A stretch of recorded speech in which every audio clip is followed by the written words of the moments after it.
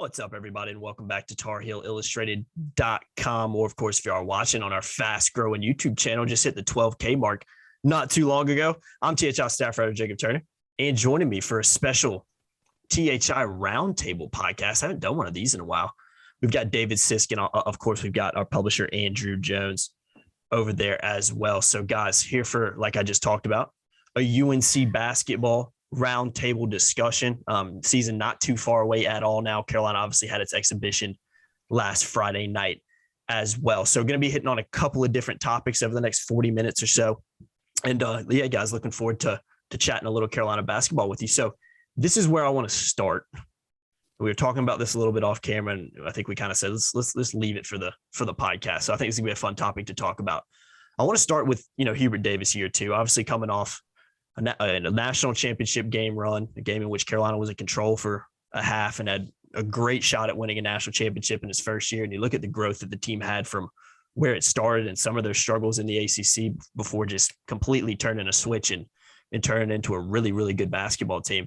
I think Hubert Davis year one was an incredibly interesting one, but the expectations that have come from that have been, something I don't think we expected when he took the job in April 2021. I don't think if anybody told me, in year two, Carolina is going to be the number one ranked team in the country, I would have thought you were, I thought you were pretty crazy when you look at going back that long. But I think it's an interesting discussion to have. So AJ, I want to start with you.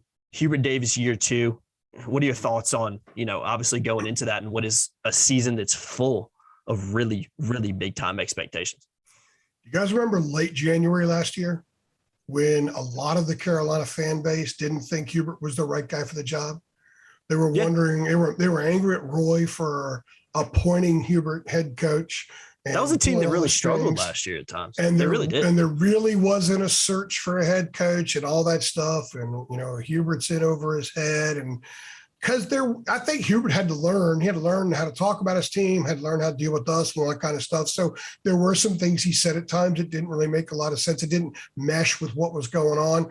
But when you look back on it, he was very consistent and continued to say those things, maybe changed the way he said them a little bit later in the year, but the team eventually did gel and caught fire. So the question a lot of people have asked me, and I've got a guy in my neighborhood when I get out and get my steps, he joins me sometimes, and he's probably brought this up 4 or 5 times. Is Hubert the guy who led them over the last 6-7 weeks of the season, or is he the guy that coached them the first 3 months when they were getting blown out on the road and struggling to beat Boston College at home? And I said, that's a fair question. And I went back to what I said before last season even started. It's going to take about 3 years for us to find out what kind of coach Hubert is. And a big part of that is in year 3, he's going to have a very different roster than he had in year 1, and then he's going to have this year in year 2. So for me, I like to look at Hubert Davis in a couple of different ways. One, how he's going to be for this team. And number 2, how he's going to be moving forward. Is he the long-term guy for the program? On the surface, it appears that the answer to all those questions is yes, yes, yes, and yes. We'll find out more as we get into time. But I think it's an interesting dynamic because North Carolina hasn't really been in that situation very often before. Dean was the right guy for 37 years. When Roy came back, he saved the program. He was the right guy. Guthridge was the right guy to replace Dean. They went to 2 Final Fours in 3 years. Doherty was the mistake, and they fix that pretty quickly. So it's going to be very interesting to see what the program does in the next few years. And I think if this team lives up to expectations, it's a pretty good indication that Hubert does have everything it takes to sustain something in a program. If they don't, people are going to be beating on them by the time we get into February if this team has 6 or 7 losses. You know how the Twitterverse is, and that's where a lot of the fans are. So I think this is going to be an interesting side story, how the fans view the job that he's doing throughout the course of this year. Yeah, no doubt. David, what are your thoughts on Hubert Davis year 2? Number one, he touched on a learning curve, and you're not going to have that this year like you did last year. And Andrew's done already addressed a lot of that, but I think not. I don't know that it was necessarily for Hubert. I think it was for the team too. I think guys who weren't sold out to the defensive end, who weren't, they were off and on effort. You didn't go. They could look great one night. They could look horrible another night. So I don't know necessarily that that's on the coach. He had to learn obviously how to relate to him. And a lot of people say, well, if the team doesn't play hard, that's on the coach. But we've made the point here several times. That was the same thing that drove Roy out, or one of the things that drove Roy out. So he couldn't handle it either. So you have those things. And I just think with the late run and the way the team played in the second part of the 21-22 season, especially down in the postseason, I think we expect more from this team. So I don't think it's going to be a team that's going to, even with wins like last year against Brown, when they're giving up a ton of points, they can't guard anybody. Yeah. And then they're getting blown out early games like Kentucky and Tennessee and some other games. I don't think you see that this year. I think you see a more polished group. I think you have a team that not only knows what the expectations are, but they know how to arrive at them. So I guess they're not going to have the growing pains that they had last year early on. So, and that's going to bode well for Hubert Davis. And I think that gives a lot of fan base this December early on, probably a warm and fuzzy feeling about him that they didn't have, in December last year. When you go back to last March, one of the things I found really, really informative was when we finally started getting a lot of access to the kids when we got into March and things were opening up more and we had a lot of breakout rooms as they advanced in the tournament, a lot of availability. The kids, all of them to a man at some point or another, acknowledge, we kind of thought some of the stuff Hubert was saying early in the year was really weird and goofy. Like, he's got all these sayings, these Hubertisms, and they actually mean something. They sound like cliches to a fan if they hear it all the time, but there's a message in there that is a part of the culture he's trying to create in the program. So they mean something. You see the slogans on walls and things like that. And they said that they all eventually said once they really started to understand what those things meant and understood what it meant when he said it. It wasn't like he walked around just spouting off cliches all the time, and that was that. There was a time and a place for them. Then they started to get the message a little bit better, and that's when they became more connected. And you saw a very different team, especially with the consistency and effort. David, you just hit on that. Pittsburgh was sort of the bottoming out thing. I think they thought when they going into that game that they had figured it out, and that game showed them that they hadn't yet. They had a little bit more to learn. And I actually had a one-on-one on the phone with Hubert the next morning. It was about Armando, and he was still so positive. He was still so positive, and that's what he told them. Okay, you can't change. You can't do anything about that. You can learn from it and move forward. You could still be a very good team. He was the only guy out there saying it, and that they were. He had a unique ability to reach all of these kids, and they kind of all came to that center point at the same time, and that's what launched them into March. I think that's the club they've been in the offseason. I think that's the club they've been here in the last month and a half leading up to the start of the season, and I think that's a club that's going to take off beginning November 7th when they play UNCW. It is Hubert's program now, even though most of those guys came under Roy. It is his program, and it is his culture. And that, to me, is one of the very positive things about Hubert. We'll know in a couple of years about all the other aspects of coaching, but one of the hardest things to do is to insert a culture, is to build a culture, and he's done that already. Yeah, I agree. I mean, I've talked to a lot of people about this since the season ended, but I've always kind of said, I think the wordage I'll use is I'll take it to the grave that Carolina wasn't a good basketball team at times last year. And like you talked about, there were instances where we talked about some of the press conferences weren't the greatest we've ever seen. And there was moments last year where I think people were right to question if the decision. Now, it completely flipped on its head with how Carolina was able to turn it around. And that's where you have to give Hubert Davis and the kids credit, because it felt like they always had the talent, but it seemed like towards the end of the year, towards the time, like you said, the bottoming out after Pitt, seems like after that, really going to the game in Cameron Indoor. And I think there was a game before that they won. Was it Syracuse they won? At home or something like that. They really seemed like Caleb came alive. Caleb came alive in overtime, and that was when Leakey was shutting down Boeheim, and the left-hander, I'm drawing a blank on his name right now, was going off. Hubert put him on him for a couple series, knocked him off too. Hubert did a lot of nice coaching maneuvers late in the year when he used Puff. And also David and I talked a lot about this. David was on early about how they were icing the balls a lot defensively, and they weren't switching as much. They started switching more as the year went on. And when they did that, they were better.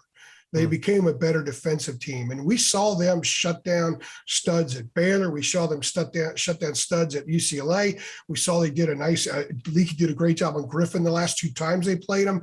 And a lot of that was them. A great defender is a great defender, but the other guys had to play well in order for that to work, in order for shutting the guy down to actually work. And they became a pretty good defensive team. I think that this year they have a chance to be really good because they're going to switch a lot. They're still going to ice the ball. They were doing it in the exhibition game, but they're going to switch a lot. They're going to switch 1 through 5 more than they did a year ago.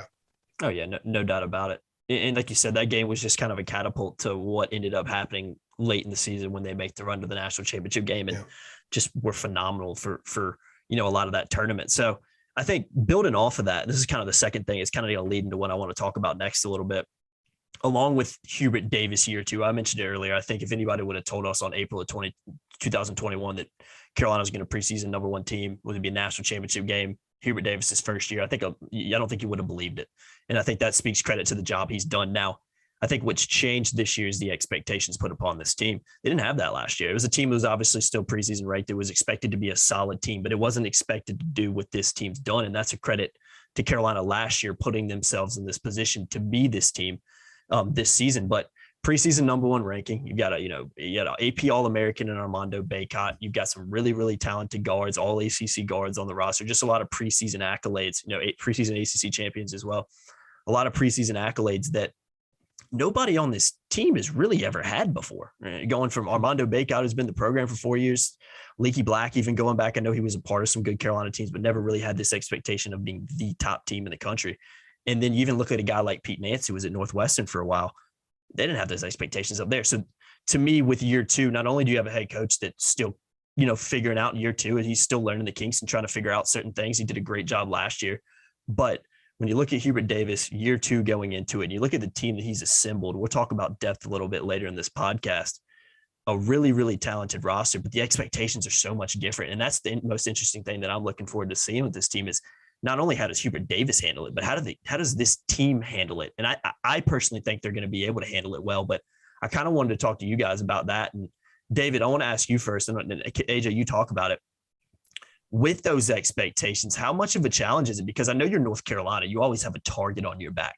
But when you're the number 1 team in the country and you did what you did last season, there's an even bigger target on your back now that every team wants your best shot. So what are your thoughts on just the challenge that awaits with the expectations going into the season? Because it's a heck of a lot different than anybody on this Carolina roster has really ever experienced. Well, to quote Nick Saban, it's whether or not you believe the rat poison. So the first thing I would look at is during off season. So a lot of times a season doesn't end the way a team wants it to, and they're hungry during the off season and they really work. Or you've got a team that's fat and sassy from really fulfilling a lot of expectations. Everybody's patting them on the back, telling them how good they are, and they don't work during the off season. So from everything we've heard, and I think Andrew has spoken about it. The team worked hard during the off season, seeing them live. He sees improvements. Mm-hmm. On individuals from last year. So it's obvious that they've been getting after it. So that's one thing. I think the off season's the big thing. Now you get into this season. They're going to face that some, especially if they get off to a good start. But here's the thing. They've got leadership on this team, obviously, but they've got experience. So I would think an older team, an older roster would be able to handle this. Now, they've not had expectations during the offseason like they've had this year. So it's not something that they've gone through a lot. But even when you come to North Carolina, there's expectations. Yeah. I would think the hardest thing to me for a North Carolina team, the players that are in North Carolina, I think it would be harder not living up to that, what they were hearing for 2 years. Compared to what they're hearing now. But like I said, I think the first stage you have to look at is how they've worked during the off season. And that tells me that they're not comfortable. Mm-hmm. So I just think, if success breeds some contentment, then maybe that's a good problem to have. But I would think right now that that's not going to be a big issue. I'm not sure how much they hear it, they know it, they know they're number one. They get the attaboys everywhere. They've all had a lot of attention in the offseason. But I talked with Leaky Black after the exhibition game about a lot of different things, and one of them was about the fuel. And I asked him, I said, I said, can that be fuel? Can what happened the Monday night in New Orleans really be fuel, or is that just something that we sports writers throw around, didn't really carry much weight, and fans just assume? And he said, oh yeah. And he said they come in, they go into that building, the Dean Dome, 2-3 times a day. They were there almost every day in the off season. And every time they go in there, they look up and there's a banner missing. He said the 2022 NCAA championship banner is not there and it should be there. So people can say, Armando, you're preseason player of the year. People could say, Caleb, you're preseason first team All ACC or All American candidate. Leaky, you're defensive national player of the year candidate. You guys are number one. But they know that. They see it, they accept it, but they're driven by what's missing up there. So there's always that little bit of negative motivation, if you will, that washes away that other stuff because they know none of it matters unless you get back to that Monday night and finish the job. That's what infused them in the offseason. That's why I'm getting a really positive vibe. I'm getting a very similar vibe about this team that I got about the 2017 team, but more than that, the 2009 team. That was an unbelievably good college basketball team. I'm getting a similar vibe about that club with this one, just in terms of the locked-in focus. Yeah, we're number one. We know we should be number one, but man, we left something out there. That club was humiliated when they went down 40-12 to Kansas. Then they made the comeback, and then Kansas blew them out a second time in the same game. That club was humiliated.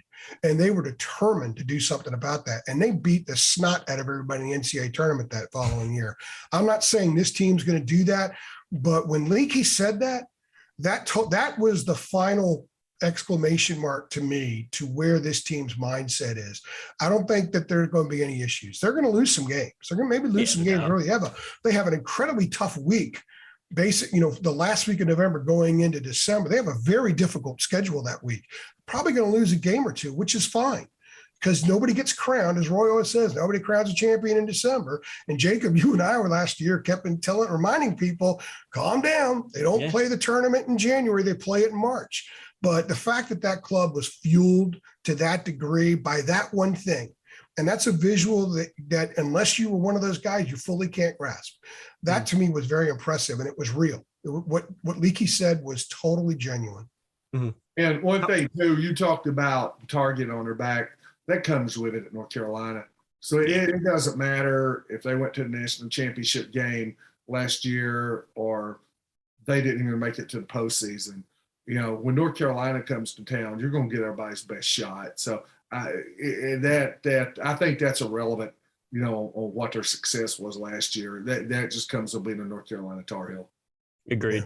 I do agree with what AJ said too. From the few times that I've been around, and we've been around them since last season, because it's not like we've had a ton of availability around the whole team. It does seem like a team that is very internally motivated, and I think they've got a heck of a head coach in Hubert Davis, who's a heck of a motivator, and I think he's been able to, in some ways, and I don't know this for a fact, but I'm sure he's been able to pull some strings as well to motivate this team during the offseason of, we don't want to be in that position again. We want to be back where we were, but we want to be the ones cutting down the nets. And I think when you combine that with, not only do you have a great leader in Hubert Davis and a guy that's emotional and that can inspire and prove that he could do last year, you've also got a group, like David said, of veteran guys, and you've got a healthy mix of really talented younger guys and role players as well. Like I said, we're going to hit on kind of the depth here in a little bit, because I do think it's one of the deepest team Carolina's had in a long time. Let me comment about what you said about Hubert for a second before we go into something else, because I just thought of this too. And part of this comes from some of the stuff that David does, because David talks to all the big time recruits and their families after they visit, and he gets a real good understanding of how they view Hubert. And the players on the team will tell you that they won't say these specific words, but I'm paraphrasing here. He's really good at giving them needed reality checks, but he does so in an uplifting way.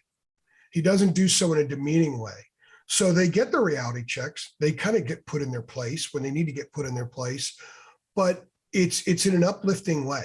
And I think that when you look at the way society has changed, that approach is a very workable and welcoming approach today that maybe it wouldn't have been as effective 30 years ago. It was sort of a Dean Smith kind of way, but not everybody could do it.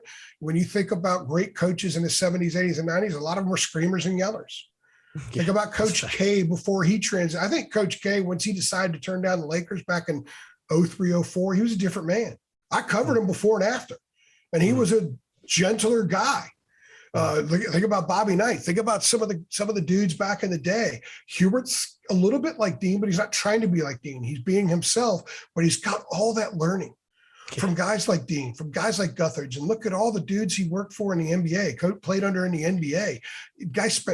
He used to sit on a plane next to Pat Riley, traveling somewhere. Yeah, so he's got all this stuff that he can weave into himself and have it come out in his own way, like a great chef would do. And that's kind of who he is running the program. And I think it's really, really fascinating to cover. Yeah, no doubt about it. I think it's even good too. Mac Brown talks about it a lot. He always says, the best teams are player-led teams. I think it's a team that has a great coach and a great mentor and a great motivational guy in Hubert Davis, who's proven that he can take a team that was struggling to really succeeding last year. We'll see what happens throughout the rest of his Carolina tenure. But when you've got also an experienced group of a player-led team with a lot of talent, that's just such a deadly combination to have. So, yeah, I think expectations are obviously really high. And that's what I'm kind of most interested to seeing this year, especially early on, is how do they deal with these expectations? But like you and David said, I think from everything we've seen and heard, it seems like they're going to deal with it just fine. So I kind of want to talk about the team a little more specifically here, guys. That's kind of one of the last topics I want to focus and hone in on here, because it really stood out to me, not only during live action now is what we have to call it, but even more so during Carolina's exhibition game. And I know Jason Johnson C. Smith, it's not the competition you're going to face. Grant that. It's not really what I'm focusing in on. Carolina was missing some key guys, in particular RJ Davis, Justin McCoy. They were missing some key players, Jalen Washington, during that game.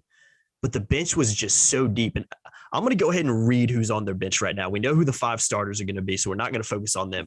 But I'm going to go ahead and read who's on their bench and some of the players on it, because I think it's very telling. Justin McCoy, Dontrez Styles, DeMarco Dunn, Will Shaver, Puff Johnson, Tyler Nichols, Seth Trimble, Jalen Washington, whose status we'll kind of see how much he's involved this year. But that's essentially 8 guys, 7 guys, depending on what happens with Jalen Washington, that I think can go out there and play significant minutes. Not only that, you got some talented freshmen in there, and you've also got some role players. And I think, AJ, you said it when we were talking about this off camera a little bit. You got a guy in Justin McCoy who's going to be a senior that, started 11 games for Virginia just a few years ago.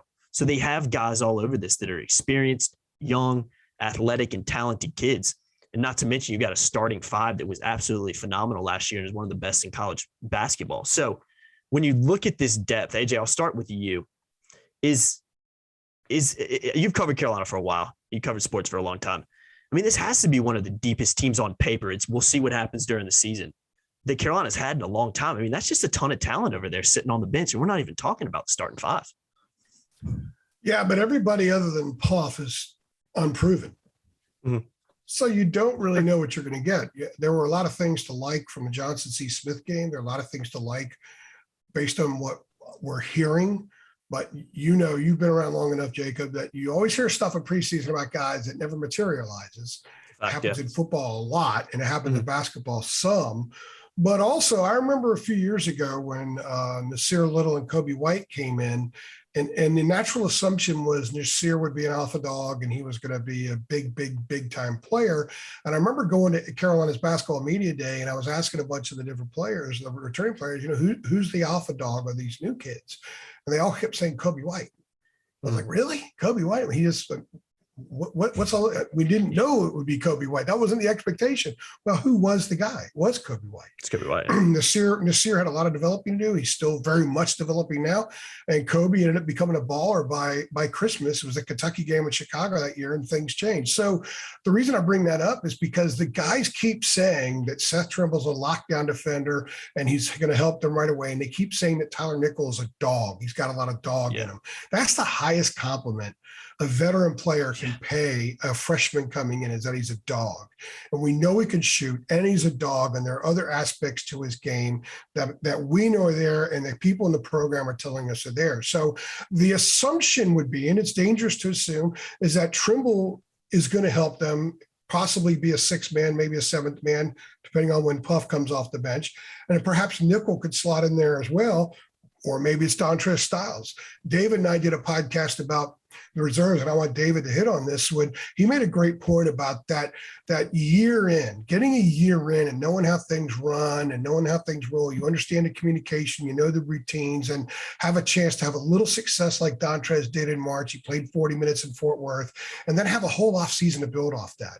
And suddenly the guy's a totally different player the next year. He used a golf analogy on that. And David, you can run with as well, because you have coached college kids and AAU kids, and you understand more than Jacob and I do probably the power of confidence and knowing you belong. And I think that's the key for Dontrez. That's a key for DeMarco. And at some point, that will be a key for Trimble and Nickel and Will Shaver as well.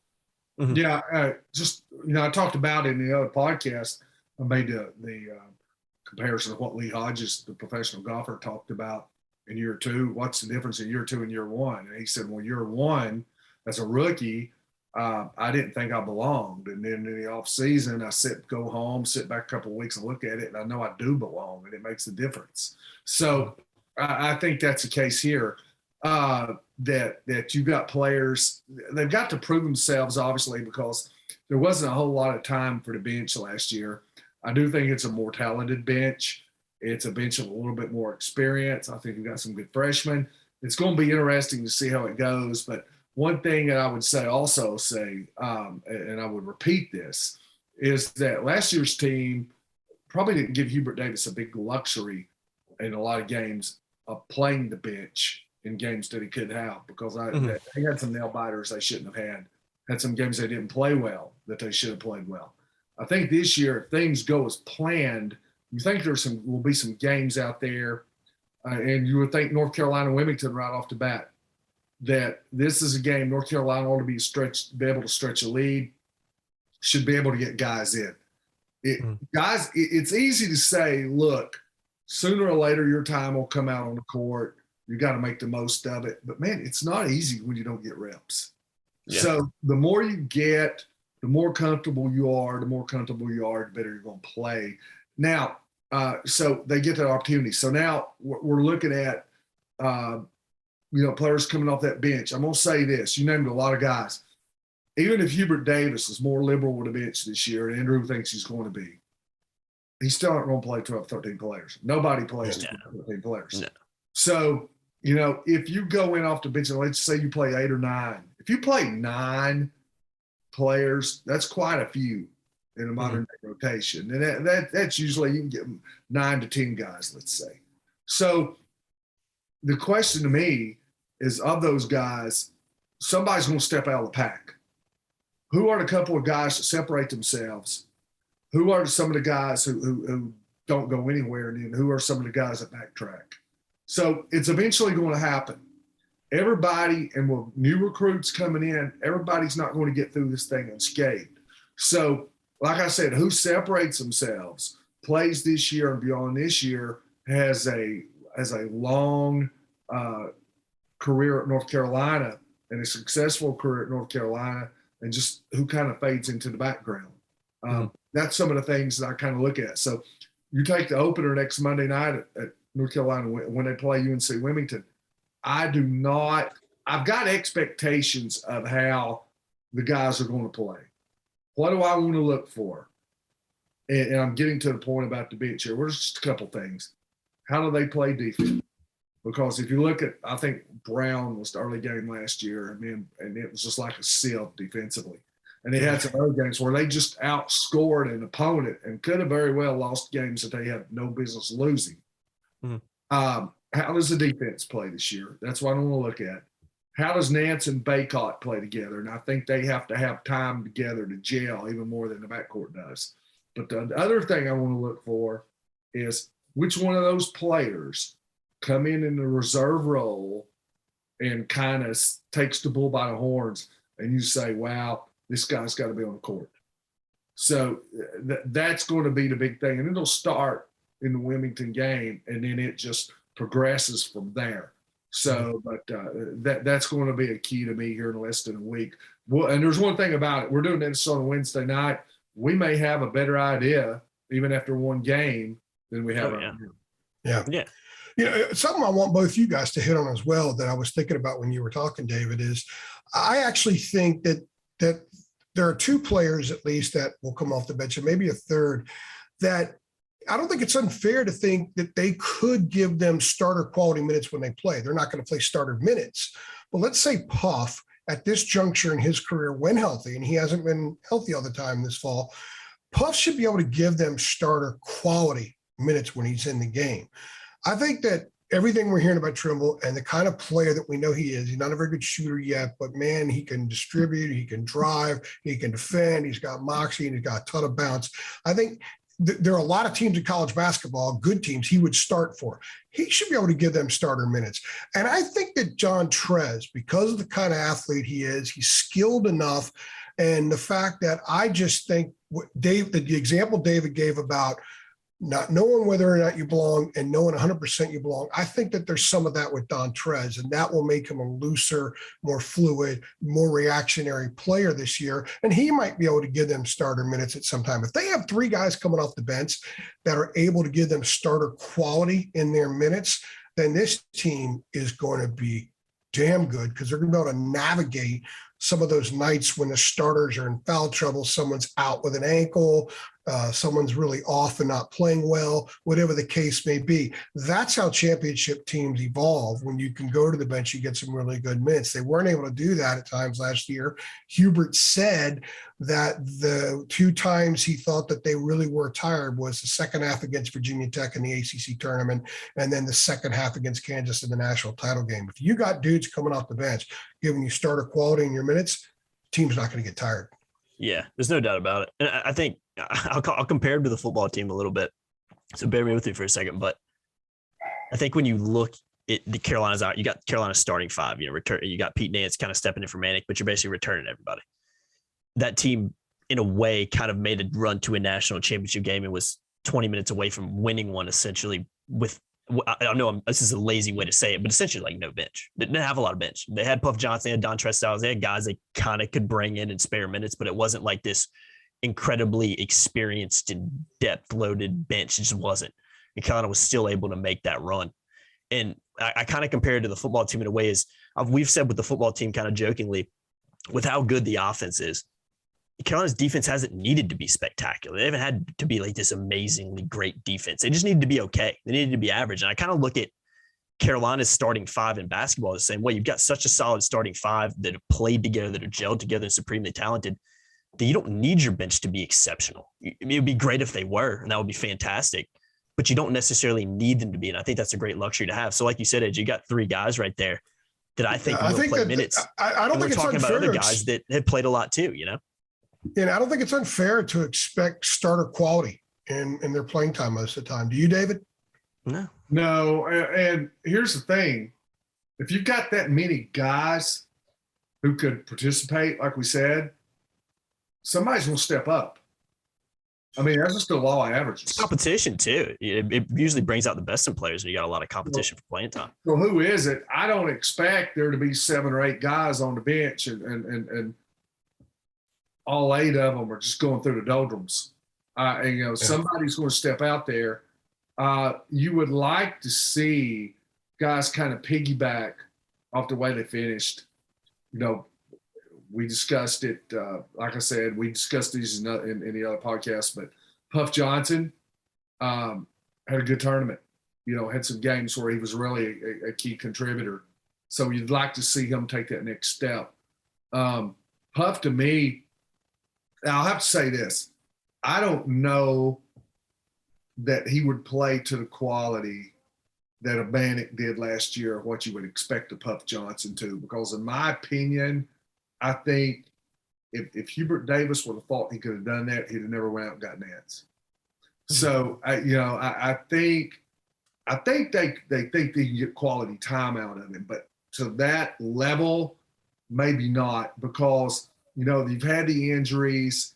he is a little. You kind of watch him. He's a little. There's some stiffness to him a little bit. He's kind of awkward style. I kind of compare him, and he's a different type of player, but he's still a similar type of player to a Ginobili. And he doesn't have he's not Manu Ginobili. And he doesn't have, they're totally kind of different. But Ginobili was so awkward that he had his way of being successful. And I think Puff's kind of like that. Mm-hmm. And not only that he's left-handed, but I think that awkwardness that he has out there, I think can kind of put the competition and make them uneasy at times. I think a guy like that's hard to guard. Yeah. And Puff's got a guy that's going to give you a lot of inadvertent elbows just because of what you're talking about. Yeah. And he's got a stride, which is kind of long. He's different.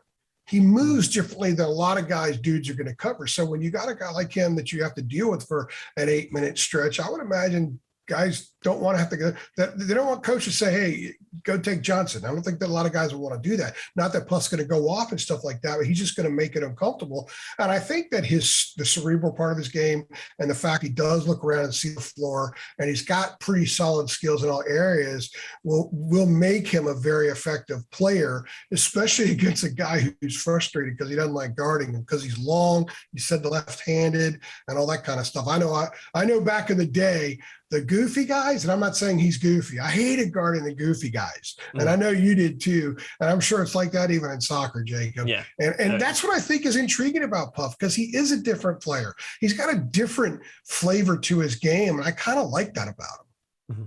Yeah. He's productive too. Yeah. And you talk about some of these other ones, and I've told Andrew this. If there's a guy that I kind of look at, I think we all look at Trimble, because Trimble, we've heard the early stuff. He's the highest rated player that Hubert signed out of 6 out of high school. And his athleticism is off the charts. A guy with his body can kind of step in day one. So we want to see if he lives up to that. But the point I made is Dontre Styles, if I'm getting off the bus, he's probably one of the first 2 or 3 get off the bus, because you want to put your physically imposing guys, your impressive guys. He looks like a basketball player, good body, long, very athletic. I would think, and I've made this point, that when they play Wilmington, he's going to be more athletic coming off the bench than any starter Wilmington's got. And I would expect North Carolina to be able to get out and run and to play fast. Everything about some of these first 2 or 3 games, when they're playing an opponent that we think this team this year could overmatch, and he can get to play in his style and what he does and what he brings, I think he should have a very good comfort zone. So I wouldn't be surprised at all if you don't look up and say, Dontre Styles might have been better in these first 2 or 3 games than anybody would have ever thought coming in. So he's kind of guy I'm watching. And before you move on to the next thing, Jacob, let me just clarify. I'm not calling Puff goofy.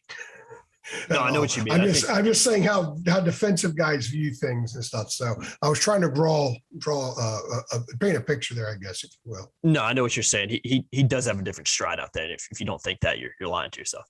He just does it. Puff's a good guy. I like him, and I like the fact that there's a different kind of guy out there, and I think he helps him a lot. The national championship game backs that up.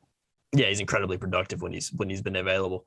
All right, last thing I kind of want to talk about. I'm gonna kind of wrap these in together. I want to hit on the starters a little bit, and we'll kind of talk about, Carolina's, the elephant in the room, is all I like to call it, the national championship expectations that this team has.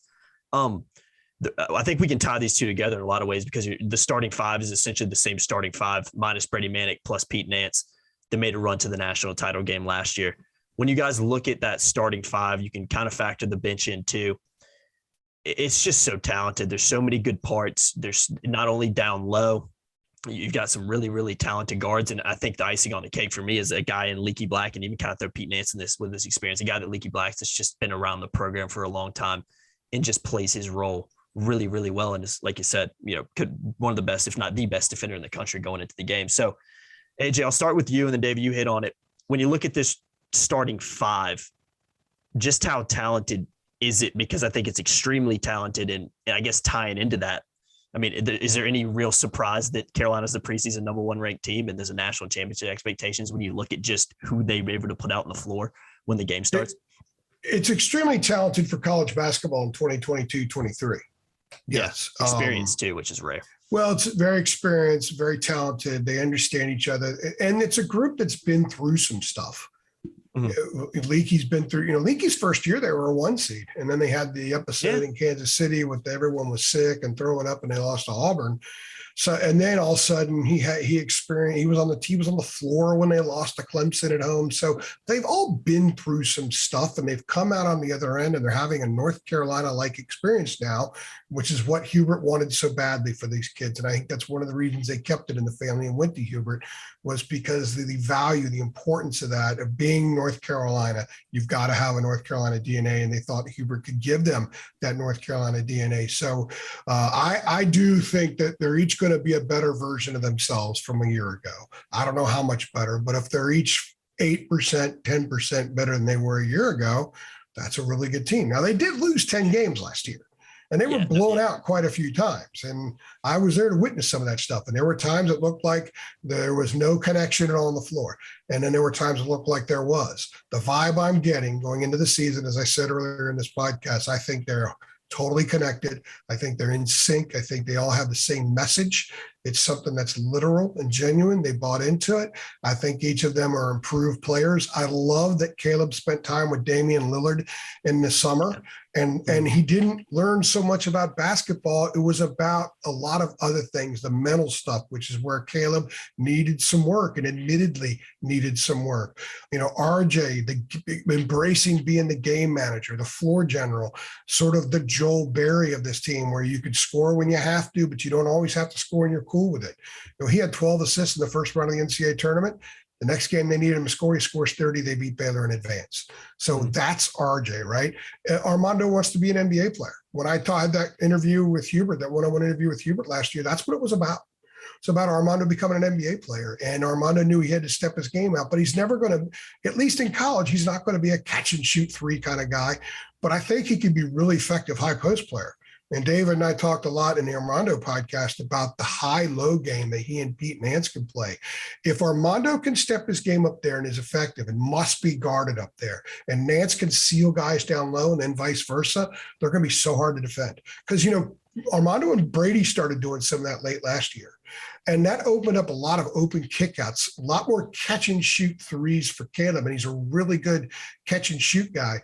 So for me, I want to see all the improvements. Then I want to see how the improvements mesh. And it's that ultimate fuel.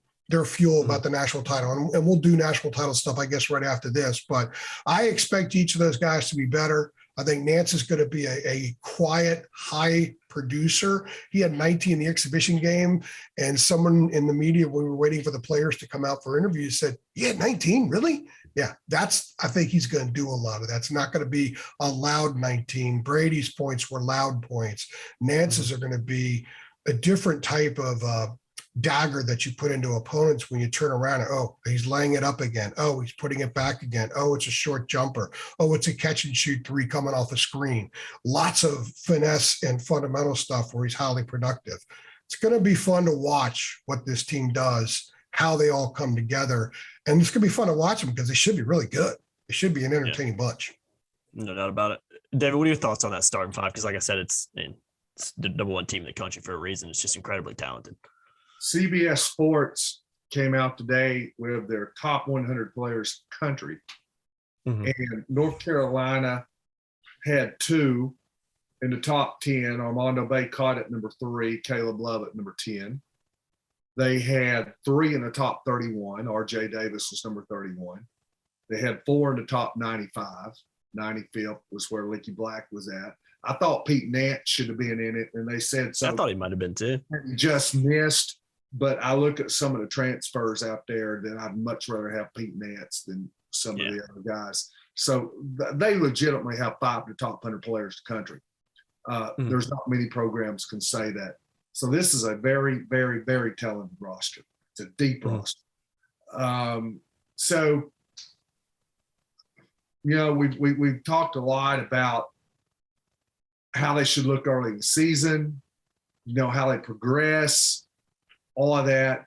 I just think I really don't know where to go with it because they're it's a good team. It's a talented team. And I think it's one that North Carolina fans have been waiting on for a while because, you know, they had a couple of down years, the last couple of Roy Williams. Last year, even though they got to the championship, the regular season didn't go anywhere like they wanted it to go. You know, there was 2 or 3 weeks left. They weren't so sure they're getting in the tournament. Mm-hmm. So I think this year, just starting out good. Do you want to plateau early? Probably not. You don't want to be playing your best basketball in November, December. Mm-hmm. You want to get better, but you don't want to drop games early either and have to dig yourself out of a hole like they did this year. I think what I would like to see, and I think even with college players, if I'm Hubert Davis, I'd be talking a lot about being professional because they're going to be a lot of them going to be pro players. May not be in the NBA, may be overseas, may be in different things, but they're going to market themselves and represent themselves. So what I want to see from this team, you're going to have nights that you don't score. You don't shoot the ball well. You're going to have it. I don't want to see, like they had last year, the inconsistent effort and a poor defense. What I think I'm going to be looking at more than anything, besides the individuals, is how well does this team guard and how hard does it play? And do they do it on a consistent basis? You remember last year's team, and it was weird. It was almost like the national media stole the narrative from Andrew and I because we made this actual analogy. And the next thing I know, I see the national media run with it. And they didn't get it from us. It was this obvious. If you watched it, it was obvious. For a long time last year, if it was a team you punched in the mouth, they went in the fetal position and they didn't bounce back. I thought the Clemson game was a big one last year, going on the road, because that's another one they could have dropped, and they found a way to win it in the last few minutes. They won some of those tight games. Baylor, to me, was a difference maker. And they played really well against Marquette. But Baylor was the difference maker because that was a game earlier in the year. If you watch them play Miami, Wake Forest, Kentucky, Purdue, some of those really bad losses, and you say, you know something, this team's going to be playing Baylor in March, the number 1 seed, and they're going to be down 25 points the second half, and they're going to come back and win. And you're like, man, there's no way. This team is going to drive and get beat by 50. So they kind of not only changed that narrative, they changed their identity to a tougher team that didn't wilt. And it took time. It's a long season. So all those gains on a mental basis, on a psychological basis, I want to see that. And it all revolves around grit and heart. The defense, the effort, taking the team's best shot, not budging, that all goes together. It's what's right here and it's what's right here. So I expect to see a much more consistent team this year when it comes to those kind of things. I'm going to add the win at Louisville when all the stuff was being thrown on the court. The win at Virginia Tech right after the loss at home to Pitt. And when they started melting down against Baylor and they had that big lead and Baylor started cutting into the lead there in the second half after Brady got ejected, I do agree with you. I think the team that was in Coral Gables, the team that was in Winston-Salem, the one that was in Las Vegas wearing the silly black uniforms, they would have wilted and would have been blown away over those last 12 minutes and would not have gone into overtime and found a way to win. But I think that the fiber they had to do enough to get that game to overtime and then to win it in overtime was born in Louisville, was born in Blacksburg, was born in Clemson, South Carolina, and in some ways at home against Syracuse and toward the end of the regular season. And then, of course, they funnel all that stuff into Duke. So I agree with you on that, David. I really do. I think the Baylor game was the one where you look back and say, that's where North Carolina may have become North Carolina, because they were the best of themselves and the worst of themselves last year. And the reverse order was they were the best of themselves for a while and all of a sudden, boom. But they found it. and they got it. They didn't let it go. And I think that was the defining moment for this team. Yeah. Seems like a team that, because of what they went through last year, particularly on that starting five and with some of the bench players, it really gets along really well. Yeah. And just has really good chemistry, which is huge, because you can have five talented guys that hate each other. It's not the case. You go and you look at that Duke game, and I'm just pulling up the scores here, but they lose to Duke. I'm looking for the score here. Forgive me. I'm pulling it up from last year, but they lose to Duke game on February the 5th, 87-67 in Chapel Hill. Yeah, I ran out the gym. Yeah. And you remember early on, it was bad, and they tried to make a little run. I think they may have cut it back. It started out, they're down 20 early, and you're going, this is Wake Forest, Miami, all over again, because it hit kind of quickly.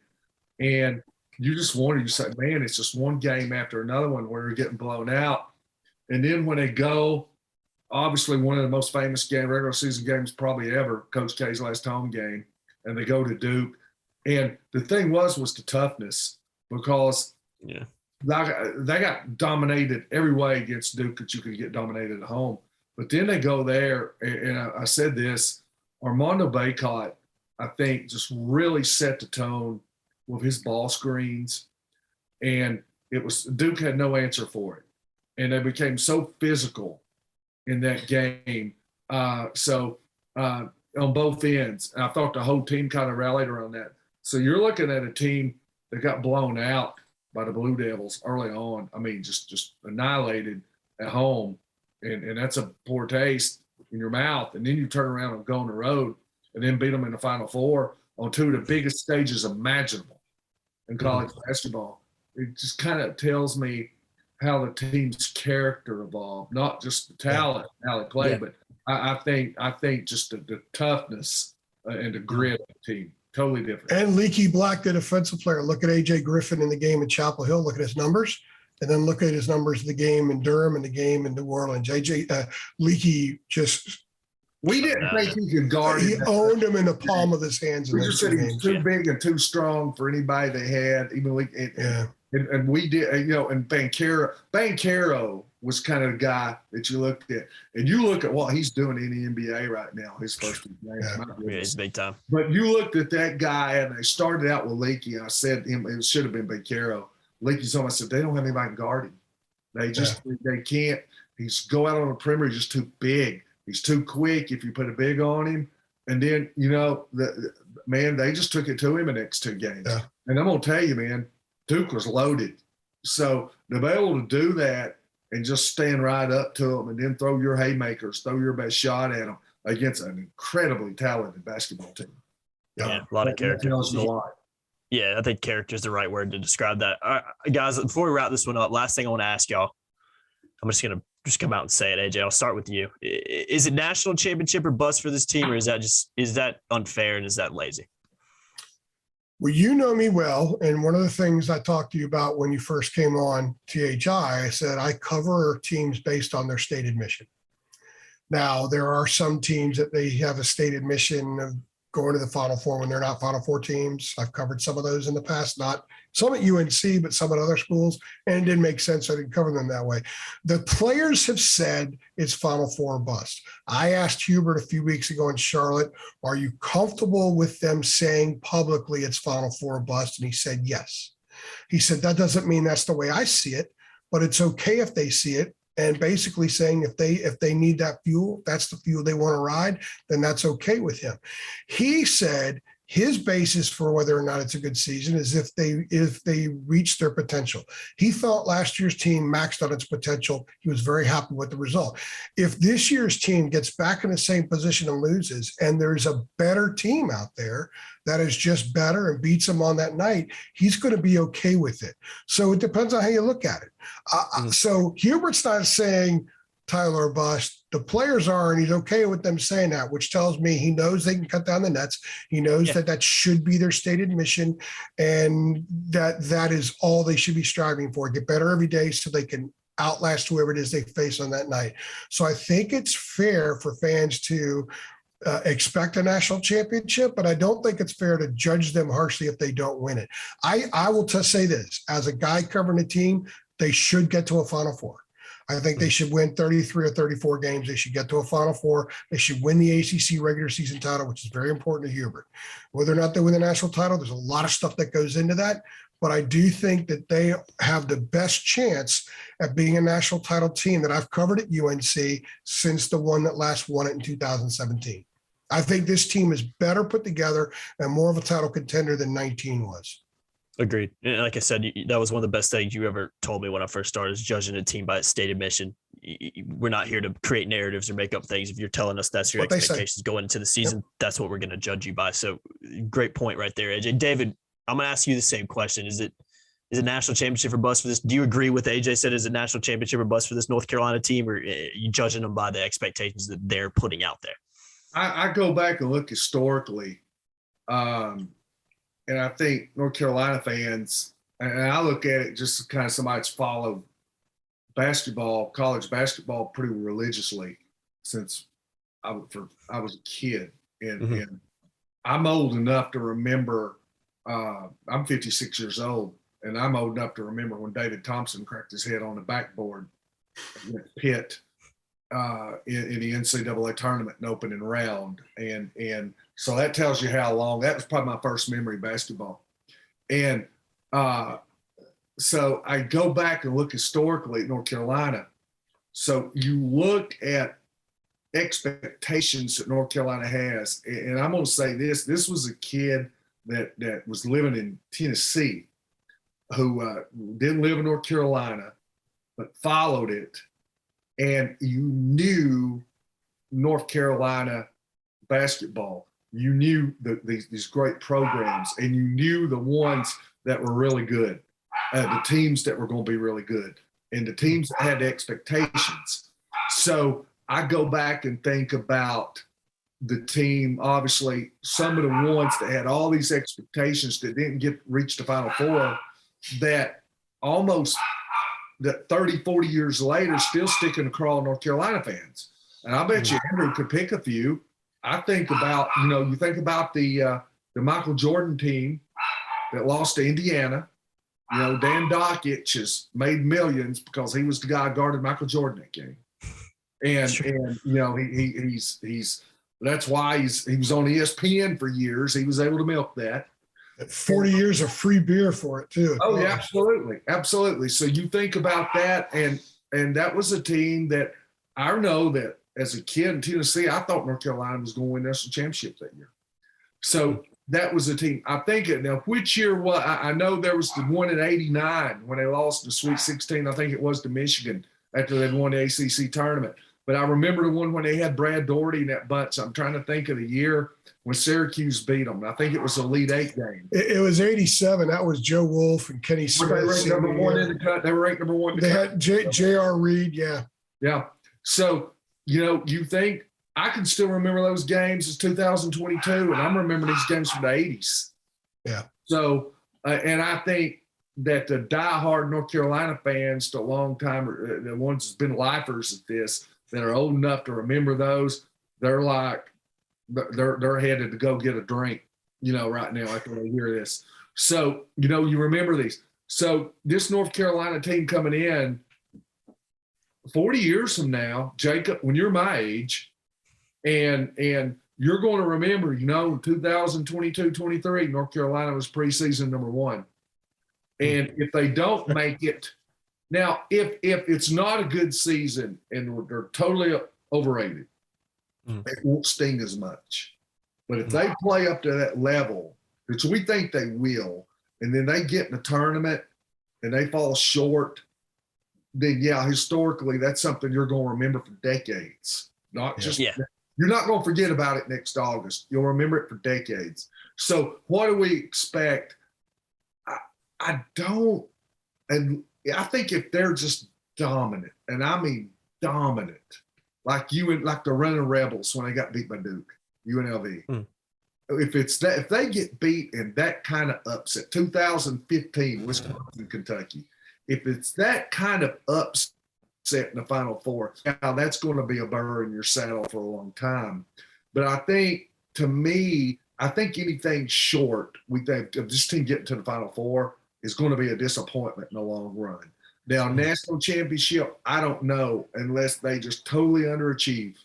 If something dramatic happens in the Final Four, I think you can deal with a Final Four or another national title game. But I do think right now, the way we look at this team beforehand, and it may totally change by March, but right now, I think if you say this team's not going to get to the Final Four, I think the majority of the fan base will be disappointed. Yeah, no, I think that's fair. I completely agree. And like you said, AJ, you're judging off the stated mission. That's the stated mission of this team. Not only would it be a disappointment for fans if they fell short, it may be a disappointment for the players and the coaches as well, because that's what they're setting out to do, especially when you look at kind of the redemption angle as well with that, which we're going to do a podcast, me and AJ, a little bit later on this week about. So I won't go any deeper into that one, but yeah, I kind of agree. I think it's in a lot of ways, I kind of take the same stance that AJ did. Obviously, down the line, if Carolina does fall short, especially like not getting to the Final Four, it's going to be a team that's remembered for not living up to those expectations. You can just look back at history at North Carolina teams that have done similar things. But I think when that's the stated mission, that's what the team is expecting to do, and that's their goal for the year. That's what they put up on the bulletin board before Monday night's game. That I think that's fair to judge them on that. I think it's fair to say it's Final Four bus. Let me ask you this, because I can't answer it because you've been in that area, and Jacob's not old enough to answer this. So I'm serious here. Jacob's getting married in the spring. He'll be old enough just about a year from now. He'll get old fast. He'll get old in a hurry. So let me ask you this. Right. So when Bill Guthridge took over, he had really good teams.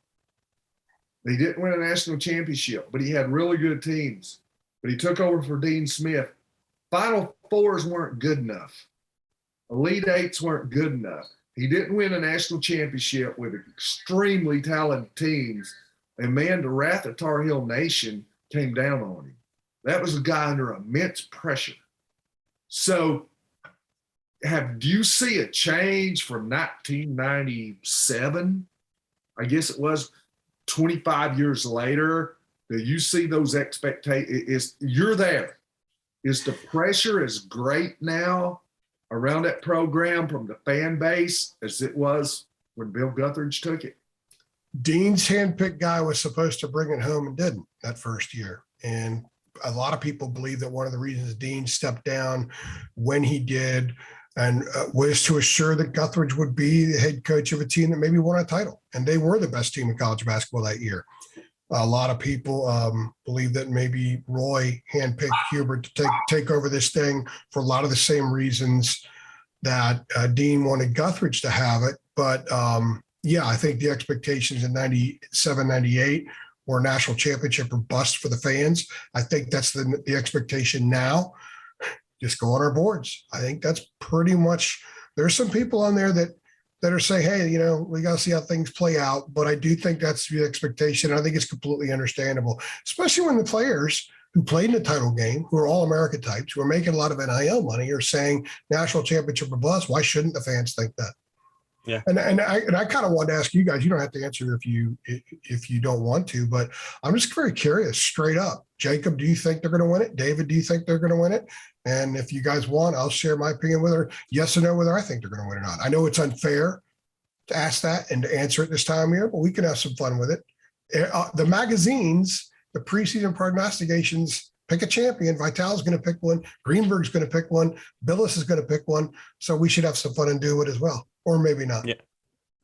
I'll answer. I think they will. I think it's the most talented team in college basketball, so I don't think there's any reason for them not to. And I think when you look at what happened last year and you look at the history of Carolina when it comes to redemption tours, it's this weird little thing Carolina has in redemption. It's weird. It's different. It doesn't happen like that in other places. It's very weird. I'm going to say like that. So yes, I think Carolina will. But so far out, and who the heck knows what's going to happen during college basketball. And let's not forget that Carolina's had some national championship capable teams that would derail by injury too. So you just never know what can happen. But asking me right now, asking me right now, I personally think they will. I just think the most talented team in the country. And I think teams, when they're that talented, usually find a way to win. Not all the time, but seems like it usually works out.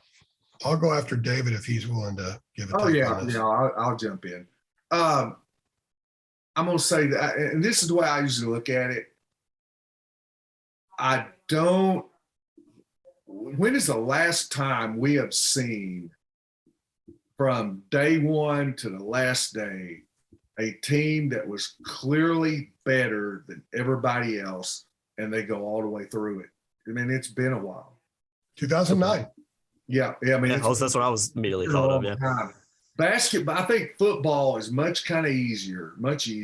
Yeah. And it's tough. But college football is tough. But college basketball is hard. So many with the good teams and the competition, you play so many games.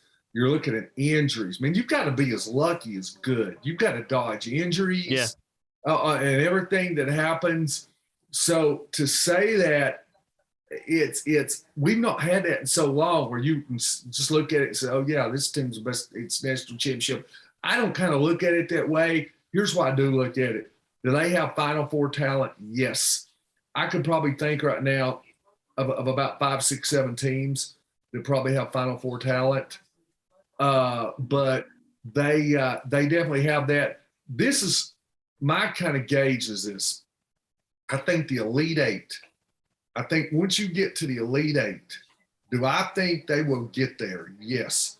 I think it'd be a huge disappointment they didn't get that far. Then from that Elite Eight, because you never know how these brackets are going to line up, who you're going to be playing. I think no matter what, no matter who they're playing against, whether they're playing in Greensboro or whether they're playing in Anchorage, Alaska, in the NCAA tournament, they're going to get that far. And then it's one game. It's 40 minutes to the Final Four. And then anything can happen. So to me, that's the line of demarcation, the Elite Eight. And then you're one game away. So I think North Carolina can get there, roll out of bed and get that far. So I do think they have Final Four talent. They're one of the few teams, like I said, I think there's about a half a dozen you can say that about.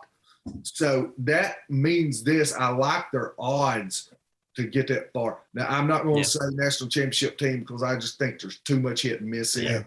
But I definitely think this is a team to get to the Final Four. And they won't face St. Peter's in the Elite Eight in 2023. I'll say yes, I think they will because I think they have the fiber. They remind me of 09. I remember the 17 team that had the redemption day. They lost 7 games. Yeah, they still lost. So they had to work through some stuff too. They had that ugly loss to Duke in the semifinals of the ACC tournament up in Brooklyn. So they're going to lose some games, but I do think this is a championship team. Yeah, I do too. So you have to make a pick. I'm going to make I asked you guys to, so I have to as well. So yeah, I would favor them to win it. Love it. I think it's a good place to wrap it up, man. And guys, obviously we're going to post this on our YouTube. We're posted on our boards at tarillustrated.com. Come get involved over there on our premium boards. If you're a member, you can sign up for just $8.33 a month. Let us know if you've made it this far in the podcast, about an hour over right now. If you guys think Carolina's I was going to say, if you had the over on Jacob's 40 to 45 minutes, you win.